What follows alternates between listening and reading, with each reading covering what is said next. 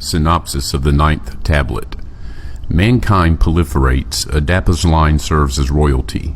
Defying Enlil, Marduk espouses an earthling female. Celestial disturbances and climate changes affect Lamu. The Agigi descend to earth, sees earthling females as wives. The promiscuous Enki begets a human son, Sasudra. Droughts and pestilences cause suffering on earth. Enlil sees it as fated retribution, wants to return home. Ninmah, aged by Earth's cycles, also wants to return. A mystery emissary warns them not to defy their destiny. Signs increase of a coming calamitous deluge. Most Anunnaki begin to depart back to Nibiru. Enlil enforces a plan to let mankind perish. Enki and Ninmah start to preserve Earth's seeds of life. The remaining Anunnaki prepare for the day of the deluge.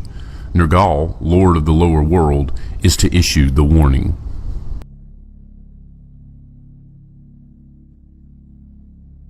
In the days of Lumak did Marduk and the Agigi with earthlings intermarry.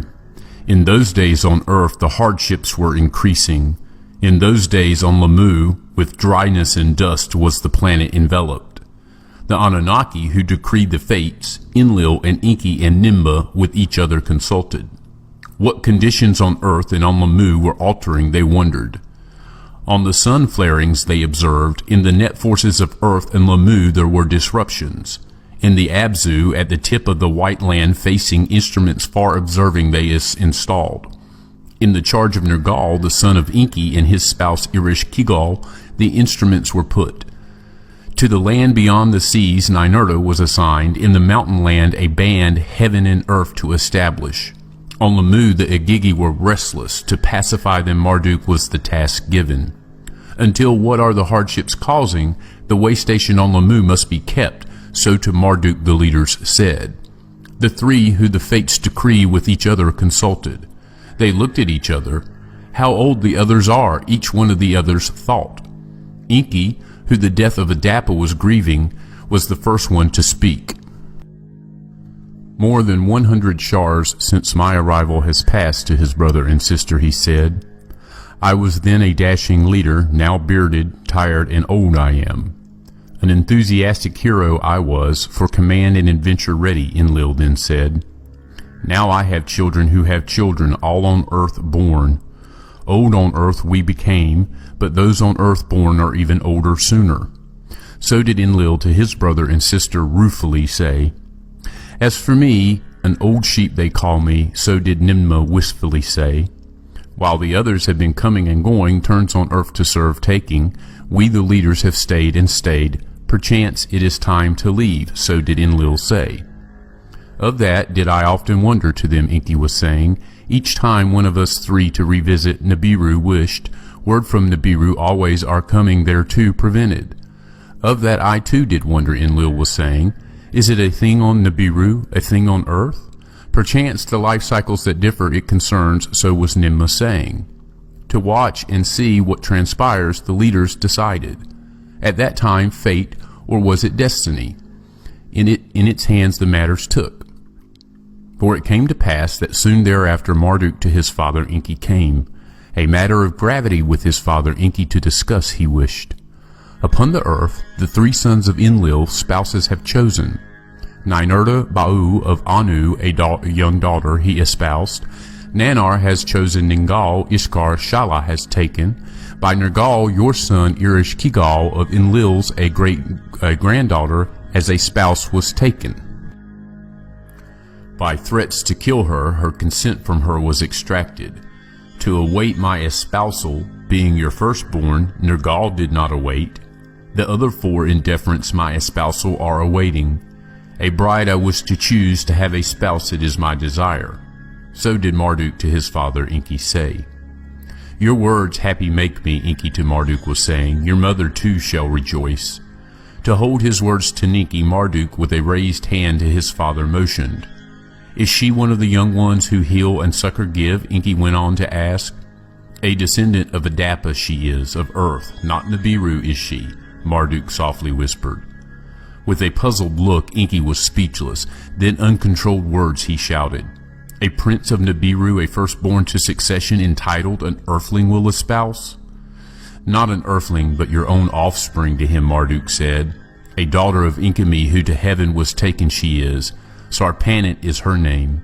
Enki, his spouse Ninki, summoned. To her what with Marduk transpired he related. To Ninki, his mother, Marduk his heart's desire repeated and said, with Enki with me was journeying, and of heaven and earth him I was teaching. What my father once had said, I with my own eyes witnessed. Step by step on this planet a primitive being, one like us to be, we have created. In our image and in our likeness, civilized earthling is, except for the long life, he is we.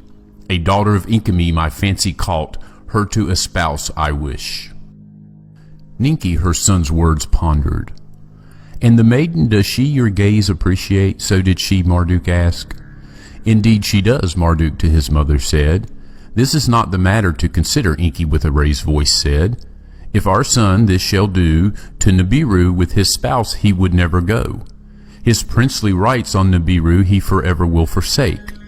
To this Marduk with a bitter laughter responded, my rights on Nibiru are non-existent. Even on earth my rights as firstborn have been trampled. This indeed is my decision. From prince a king on earth become the master of this planet. Let it so be, Ninki said. Let it so be, Enki also said. They summoned Methuselah, the bride's brother, of Marduk's wish they him told. Humbled, but with joy overwhelmed Methuselah was. Let it so be, he said. When of the decision Enlil was told, with fury he was seized. It was one thing for the father with earthlings intercourse have. It is another matter for the son an earthling to espouse, lordship on her to bestow. When Ninmah of the matter was told, greatly disappointed she was. Marduk any maiden of ours could espouse. Even from my own daughters by Enki he could choose. Half-sisters, as the royal custom he could espouse, so did Ninmah say. With fury to Anu on Nibiru of the matter words beamed up. Too far has this behavior gone, it cannot be allowed to Anu, the king Enlil said. On Nibiru Anu the counselors summoned, the matter with urgency to discuss. In the rule books of such a matter no rule they found. Anu the savants also summoned, the matter's consequences to discuss. On Nibiru Adapa the maiden's progenitor could not stay, to Anu they were saying. Therefore, to return to Nibiru with her, Marduk forever must be barred. Indeed, having to earth cycles become accustomed, even without her, Marduk's return impossible it might be. So were the savants to Anu saying, with that the counselors too agreed. Let the decision to earth be beamed, Anu was saying, Marduk marry can, but on Nibiru a prince he shall no more be. The decision by Enki and Marduk was accepted. Enlil too to the word from Nibiru bowed. Let there be a wedding celebration in Eridu, let it be, Ninki to them said. In the Eden, Marduk and his bride cannot stay, Enlil the commander announced. Let us to Marduk and his bride a wedding gift make, a domain of their own, away from the Eden, in another land, so did Enki to Enlil say. Of Marduk being sent away, Enlil with consent to himself was thinking. To what land, of what domain are you speaking, Enlil to his brother Enki said. A domain above the Abzu in the land that the upper sea reaches, one that by waters from the Eden is separated that by ships can be reached. So did Enki to Enlil say. Let it so be, Enlil said. In Eridu a wedding celebration Ninki for Marduk and Sarpanit arranged. Her people by the sound of a copper drum the ceremony announced. With 7 tambourines her sisters the bride to her spouse presented. A great multitude of civilized earthlings in Eridu assembled, like a coronation to them the wedding was. Young Anunnaki also attended, Igigi from Lamu in great numbers came. To celebrate our leader's wedding, of Nibiru and earth a union to witness we came. So did the Igigi their arrival in large numbers explain. Now this is the account of how the Igigi, the daughters of the earthlings, abducted, and how afflictions followed and Sesudra oddly was born. In a great number did the Igigi from Lamu to earth come. Only 1/3 of them on Lamu stayed, to earth came 200. To be with their leader Marduk, his wedding celebration to attend was their explanation. Unbeknownst to Enki and Enlil was their secret. To abduct and have conjugation was their plot. Unbeknownst to the leaders on earth, a multitude of Agigi on Lamu got together. What to Marduk permitted is from us two should not be deprived to each other, they said. Enough of suffering and loneliness, of not offspring ever having, was their slogan. During their comings and goings between Lamu and earth, the daughters of the earthlings, the Adapite females as them they called, they saw, and after them they lusted, and to each other the plotters said, Come, let us choose wives from among the Adapite females, and children beget. One among them, Shamgaz his name was, the leader became. Even if none of you agrees, I alone the deed shall do, to the others he said. If a penalty for this sin shall be imposed, I alone for all of you shall it bear. One by one others in the plot joined together, by an oath together to do it they swore. By the time of Marduk's wedding, 200 of them on the landing place descended. Upon the great platform in the Cedar Mountains they came down. From there to Eridu they journeyed, among the toiling earthlings they passed. Together with the earthling throng in Eridu they arrived. After the wedding ceremony of Marduk and Sarpanit had taken place, by a signal prearranged, Shamgaz to the others a sign gave. An earthling mating each of them the Agigi seized, by force they them abducted. To the landing place in the Cedar Mountains the Agigi with the females went. Into a stronghold the place they made, to the leaders a challenge they issued. Enough of deprivation and not having offspring, the Adapite daughters to marry we wish. Your blessing to this you must give, else by fire all on earth destroy we will. Alarmed the leaders were of Marduk, the Agigi commander, charged to take they demanded. If in the matter I a solution must seek, with the Agigi my heart in agreement is. So did Marduk to the others say. What I have done from them cannot be deprived. Enki and Ninmah their heads shook, with begrudging agreement they voiced. Only Enlil was enraged without pacification. One evil deed by another has been followed. Fornication from Enki and Marduk the Agigi have adopted. Our pride and sacred mission to the winds have been abandoned. By our hands this planet with earthling multitudes shall be overrun. With much disgust was Enlil speaking. Let the Agigi and their females from earth depart. On Lamu conditions unbearable have become. Surviving is not possible, so did Marduk to Enlil and Enki say. In the Eden they cannot remain, Enlil with anger shouted. With much disgust the gathering he left. In his heart things against Marduk and his earthlings was Enlil plotting. Upon the landing platform in the Cedar Mountains were the Agigi and their females secluded. Children there to them were born, children of the rocket ships they were called. Marduk and Sarpanit, his spouse, also had children. Asar and Satu were the first two sons called. To the domain above the Abzu to him and Sarpanit granted, Marduk the Agigi invited, to dwell in the two cities that for his sons he had built. Marduk the Agigi summoned. Some of the Agigi and their offspring to the domain in the dark-hued land came. In the landing platform in the Cedar Mountains, Shamgaz and others did remain. To the far eastlands, lands of high mountains, some of their offspring went. How Marduk of earthlings his strength increases, Ninurta carefully observed.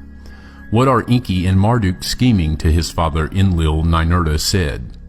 The earth by the earthlings inherited will be, Enlil to Ninurta said. Go, the offspring of Cain find. With them a domain of your own prepare.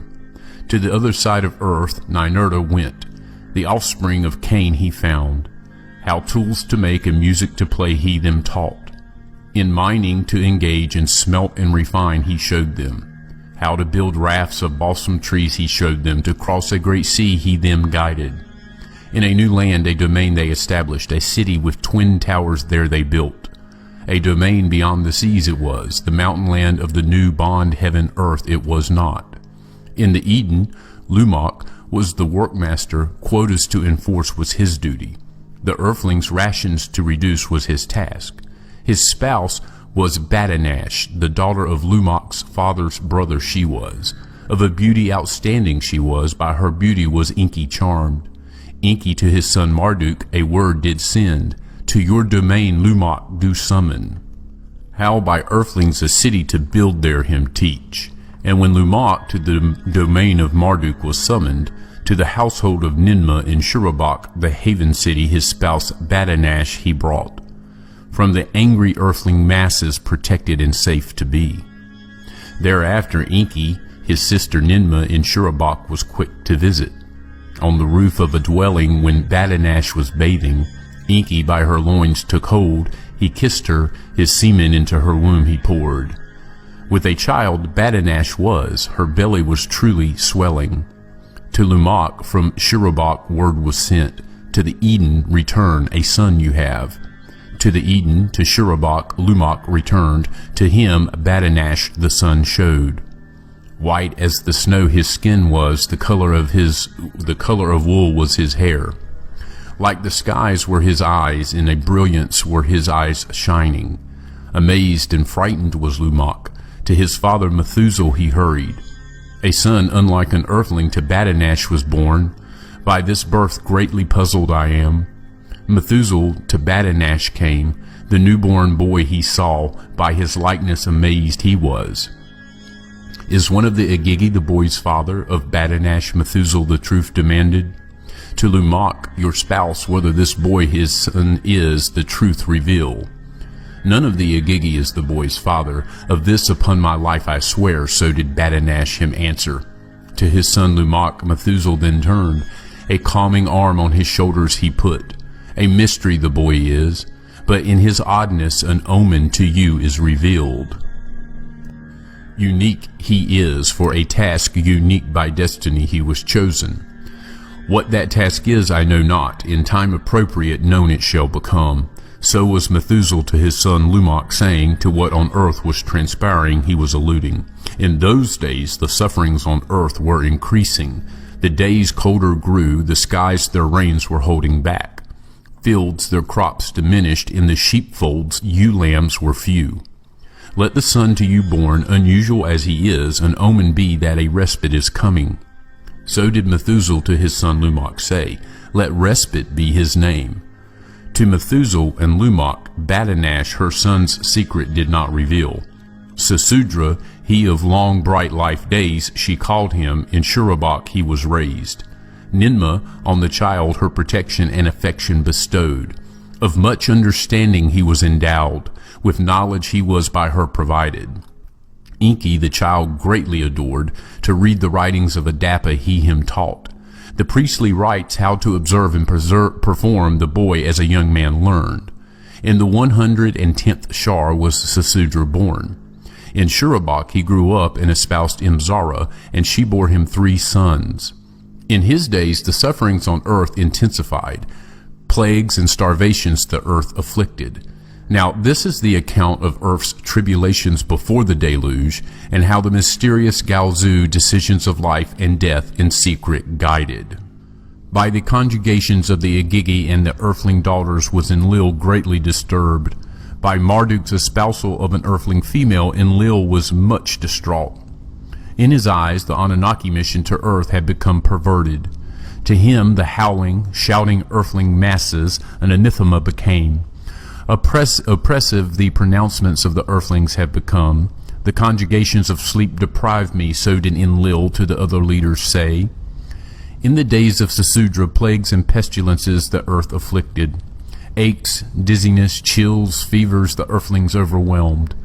Let us, the earthlings, curing teach, how themselves to remedy to learn, so did Ninmah say. This by decree I forbid, Enlil to her pleas retorted. In the lands whereto the earthlings have spread, waters from their sources did not rise. The earth shut its womb, vegetation did not sprout. Let us the earthlings pond and canal building teach. Let them from the seas fish and subsistence obtain, so did Enki to the other leaders say. This by decree I forbid, Enlil to Enki said. Let the earthlings by hunger and pestilence perish. For 1 Shar the earthlings ate the grasses of the fields. For the 2nd Shar, the 3rd Shar, the vengeance of Enlil they suffered. In Shurabak, Sesudra city, the suffering unbearable was becoming. To Eridu, Sesudra of the earthlings, a spokesman journeyed. To the house of the Lord Enki he made his way. By the name of his Lord he called. For help and salvation to him he pleaded. Enki by Enlil's decrees was bound. In those days the Anunnaki for their own surviving were concerned. Their own rations were diminished. By earth's changes they themselves afflicted became. On earth, as on Lamu, the seasons their regularity lost. For 1 shar, for 2 shars, from Nibiru the heavenly circuits were studied. Oddities in the planetary destinies from Nibiru were observed. On the sun's face black spots were appearing. From its face flames shot up.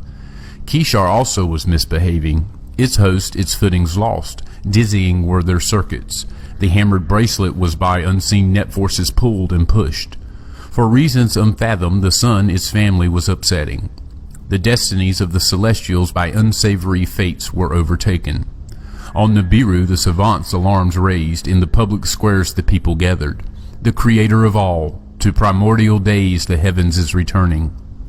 Angry is the creator of all, voices from amongst the people shouted. On earth the tribulations were increasing, fear and famine their heads reared. For 3 shars, for 4 shars, the instruments the white land facing were observed. By Nergal and Ereshkigal, odd rumblings in the white land's snows were recorded. The snow ice that the white land covers to sliding has taken, so did they from Abzu's tip report. In the land beyond the seas, Ninurta in his haven foretelling instruments established. Quakes and jitters at the earth's bottom with the instruments he noticed. An odd matter is afoot, so did Enlil to Anu on Nibiru words of alarm send. For the 5th shar, for the 6th shar the phenomenon gained strength. On Nibiru the savants an alarm raised. Of calamities to the king they forewarnings gave. The next time Nibiru the sun shall be nearing, earth to Nibiru's net force exposed shall be. Lamu in its circuits on the sun's other side shall a station take. From the net force of Nibiru, earth in the heavens protection shall not have. Kishar and its host agitated shall be. Lahamu shall also make a shake and wobble. In earth's great below, the snow ice of the white land is footing losing. The next time Nibiru, the closest to earth, shall approach, the snow ice off the white land's surface shall come a-sliding. A watery calamity it shall cause. By a huge wave, a deluge, the earth will be overwhelmed. On Nibiru great was the consternation, uncertain about Nibiru's own fate. Kings, savants, and counselors about earth and Lamu also greatly worried. The king and the counselors a decision made, for evacuating earth and Lamu to prepare. In the Abzu the gold mine shut down, therefrom the Anunnaki to the Eden came. In Bad Tibera, smelting and refining ceased, all gold to Nibiru was lofted. Empty, for evacuating ready, a fleet of fast celestial chariots to earth returned. On Nibiru the heavenly signs were watched, on earth the tremors recorded were. It was at that time that from one of the celestial chariots a white-haired Anunnaki stepped off. Galzu, great knower was his name. With steps majestic to Enlil his way he made, to him a sealed message from Anu he presented. I am Galzu, emissary plenipotentiary of king and council to Enlil, he said. By his coming Enlil was surprised. No word from Anu of that did forecome. Enlil the seal of Anu examined, unbroken and authentic it was. In Nibruki the message tablet was read, its encoding was trustworthy. For king and council Galzu speaks, his words are my command, so did the message from Anu state. That Enki and Ninmah be also summoned was Galzu's request. When they came to Ninmah, Galzu pleasantly smiled. Of the same school in age we are, to her he said. This Ninmah could not recall. The emissary was as young as a son. She was as his olden mother. Simple is the explanation, Galzu to her said. By our winter's slumbered life cycles it is caused. Indeed, this matter is of my mission a part. About the evacuation it is a secret. Ever since Dumuzi on Nibiru has stayed, returning Anunnaki on Nibiru examined were. Those who on earth the longest stayed by the returning harshly were afflicted. Their bodies to Nibiru cycles were accustomed no longer. Their sleep was disturbed, their eyesight was failing, the net force of Nibiru weighed their walk. Their minds were also affected, as sons were older than the parents they had left. Death, my comrades, to the returnees quickly came, of that I am here a warning to give. The three leaders on earth the longest by the words silent became. Ninmah was the first to speak. That much was to be expected, she was saying. Enki, the wise one, to her words consented. That much was clear, he said. Enlil with anger was seized. Before, the earthlings like us were becoming. Now, we as earthlings have become to this planet imprisoned. This whole mission to a nightmare turned. By Enki and his earthlings from masters, slaves we were made. To the outburst Galzu with compassion listened. Indeed, much there is to ponder, he said. On Nibiru, much thinking and soul-searching deep questions were raising. Should Nibiru to its fate been left, whatever by the Creator of all intended, to be let to happen? Or was the coming to earth by the Creator of all conceived, and we only unwitting emissaries? Of that, my comrades, the debate will continue, so was Galzu to them saying. Now, this is the secret command from Nibiru. The three of you on earth will remain. Only to die to Nibiru you will return. In celestial chariots, the earth encircling, the calamity you shall outwait. To each of the other Anunnaki, a choice to leave or the calamity outwait must be given. The Igigi, her earthlings espouse, must between departure and spouses choose. No earthling, Marduk's Sarpanit included, to Nibiru to journey is allowed. For all who stay and what happens see, in celestial chariots they safety must seek. As for all the others, to depart for Nibiru, forthwith they ready must be. So did Galzu Nibiru's commands to the leaders in secret reveal. Now, this is the account of how the Anunnaki to abandon Earth decided, and how on oath they took mankind to let it in the deluge perish. In Nibruki, Enlil, a council of Anunnaki and Igigi commanders summoned. The leaders' sons and their children also were present. Word of the impending calamity Enlil to them as a secret revealed. To a bitter end Earth mission has come, to them he solemnly said. All who to leave wish in celestial boats that are ready to Nibiru will be evacuated. But if earthling spouses they have, without the spouses they must leave.